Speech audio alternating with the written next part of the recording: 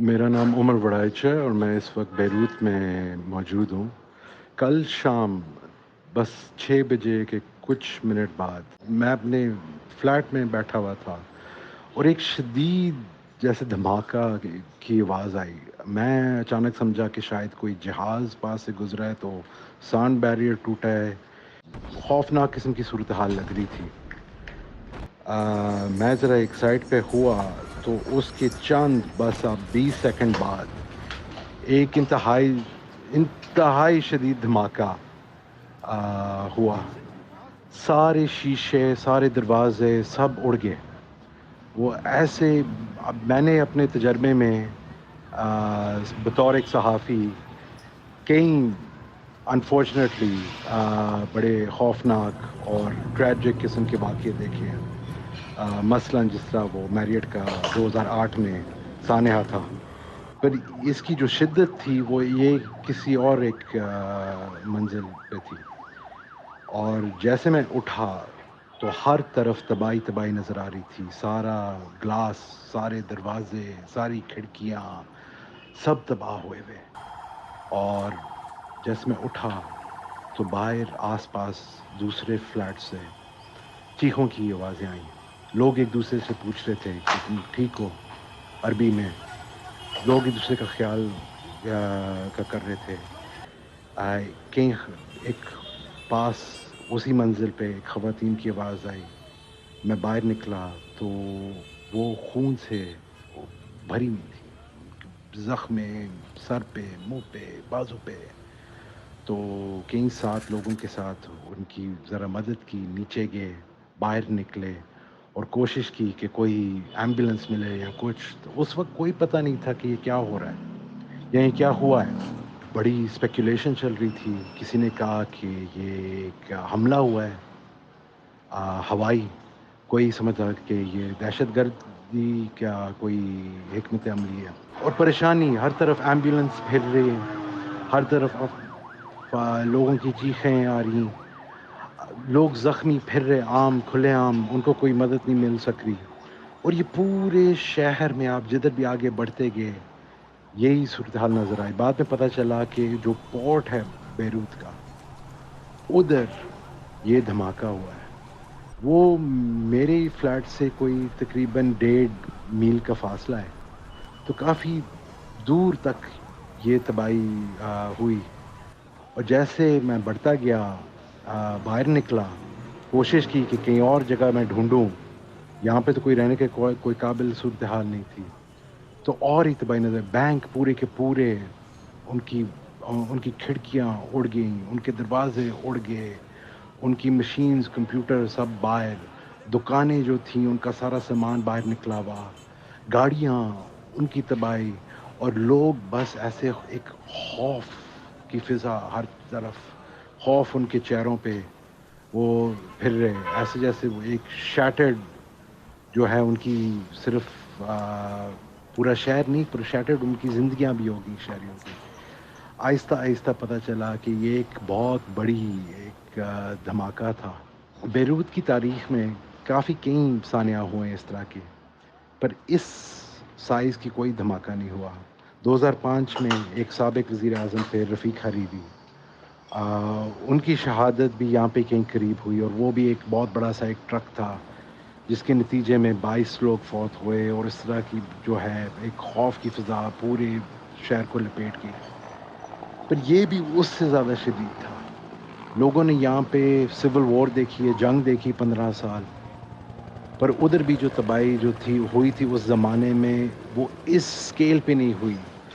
یہاں پہ پورا شہر رک گیا ہے۔ پہلے سے صورتحال بہت بری تھی یہاں پہ، کرونا وائرس کی وجہ سے لاک ڈاؤنز تھے، اکانومی کا پہلے سے ہی برا حال تھا، اکانومی جو ہے پہلے ہی ایک بری نازک صورتحال میں تھی۔ یہاں پہ $100 بلین کا نقصان ہوا ہے یہاں کی معیشت کو۔ یہاں کے جو عام جو کرنسی ہے لیرا، اس کی 80% اس کا نقصان ہوا ہے یہ پچھلے صرف 2 مہینوں میں۔ بے روزگی ہر طرف، پھر ایک یہاں پہ جو پاکستان میں ہوتا تھا تو یہاں پہ ایک بجلی کا بحران بھی آ گیا۔ 10 گھنٹے 15 گھنٹے 18 گھنٹے 20 گھنٹے تک لوگوں کے پاس بجلی نہیں، کیونکہ یہاں پہ ریاست کے پاس کچھ رہ نہیں گیا. تو ہر طرف پہلے ہی جب میں پہنچا یہاں پہ 3 ہفتے پہلے ایک مایوسی نظر آئی پہلی دفعہ مجھے بیروت میں. عام طور پہ بیروت ایک بڑا زندہ دلانہ شہر ہے. یہاں پہ لوگوں نے ان کی ریزیلینس جو ہے وہ پوری دنیا مانتی ہے، پر میں نے دیکھا کہ یہ ایک افسوسناک شہر تھا جدھر لوگ مایوس سے ایک دم سے نظر آ رہے تھے اور اس مایوسی سے بڑی مشکل سے گزر رہے تھے. ساتھ کرونا وائرس، ساتھ معیشت ان کی تباہ، ساتھ بجلی کا بحران. امید کی کرن کوئی نظر نہیں آ رہی تھی اور ایسے لگ رہا تھا کہ آپ بالکل جو ہیں ایک کنارے پہ پہنچ گئے ہیں. کل رات کی سانے کی وجہ سے اب لگتا ہے کہ ادھر سے پار ہو گیا ملک. یہاں پہ لوگوں کو کوئی امید کہیں نہیں نظر آتی. یہاں پہ کوئی بین الاقوامی مدد بھی نہیں آ رہی، کوئی عالمی مدد کہیں سے نہیں نظر آ رہی. لوگوں کو یہ نہیں پتہ کہ ان کے رشتہ دار کدھر ہیں، ان کی فوتگی کا انتظام کر رہے ہیں، ان کے جنازے کا انتظام کر رہے ہیں، یا جو زخمی ہیں ان کو لے کے ہسپتالوں تک پہنچے ہیں. اور ڈھیر سارے اس طرح ہیں جو اپنے گھر والوں کو، اپنے قریبوں کو وہ ڈھونڈ نہیں پائے. تو وہ ان کو ان کے لیے دیکھ رہے ہیں ہر جگہ، ہسپتال، سڑکوں پہ، لوگ دور گھروں پہ. اور ہزاروں سے اس طرح کی فیملیز ہیں جن کے اب گھر بھی نہیں رہے. میرا خود ایک فلیٹ تباہ ہوا ہے. اس طرح پتہ نہیں کتنے ہزار تباہ ہوئے ہیں، بیرون ہو چکے ہیں اس شہر میں. اب اللہ ہی جانے کہ آگے کیا ہوتا ہے. بس ایک چیز تو واضح ہے کہ بیروت کو پوری دنیا کی جو ہے نا دعاؤں کی بڑی ضرورت ہے اس وقت، اور خاص طور پہ پاکستانیوں کو بھی پتہ ہے کہ اس طرح کے سانحہ کیسے ہوتے ہیں اور ان کا کیا اثر ہوتا ہے. تو وہ ضرور پاکستان میں اور باقی ممالک میں لوگ ہمدردی ضرور کر سکیں گے. ان کو پتہ ہوئے گا کہ اس کی کتنی ضرورت ہے اس وقت. لبنان کے وزیر اعظم نے دعویٰ کیا ہے کہ ضرور تحقیقات ہوئیں گی اس سانحے میں. پتہ کرنا کی کوشش کریں گے کہ یہ اتنا بڑا دھماکہ ہوا جس میں پورا کا پورا شہر ہل گیا.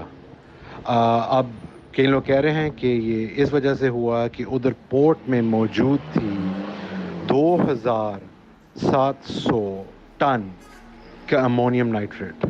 امونیم نائٹریٹ یا فرٹیلائزر کے لیے استعمال ہوتا ہے یا بمباری کے لیے.